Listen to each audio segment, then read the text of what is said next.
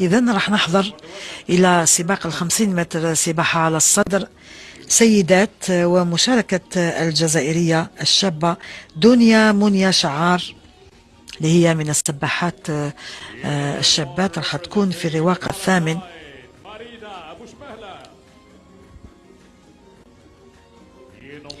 إذن مارينا بوشملة من فلسطين في الرواق الأول، فاليريوس طرازي من فلسطين أيضا في الرواق الثاني.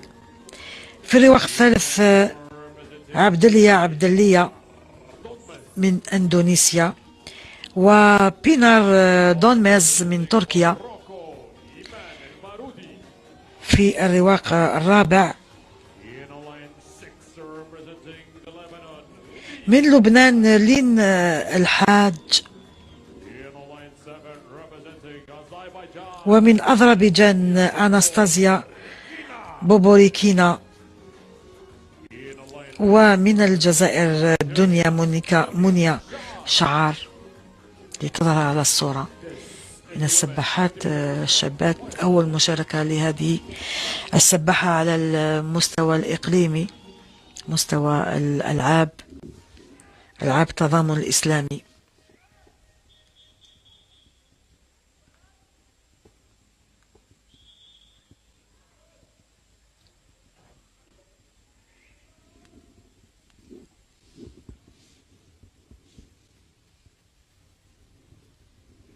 انطلاق سباق. إذا السباق سريع، راح يكون سريع خاصة بين صاحبات، لأنه سباق 50 متر سباق يكون سريع. صاحبة الرواق الرابع التركية اللي راهي تتقدم ببعض الأجزاء، بينار دونميز في المركز الأول لحد الآن، متبوعة بإيمان هدى، وتدخل إذن إيمان هدى البارودي في المركز الأول.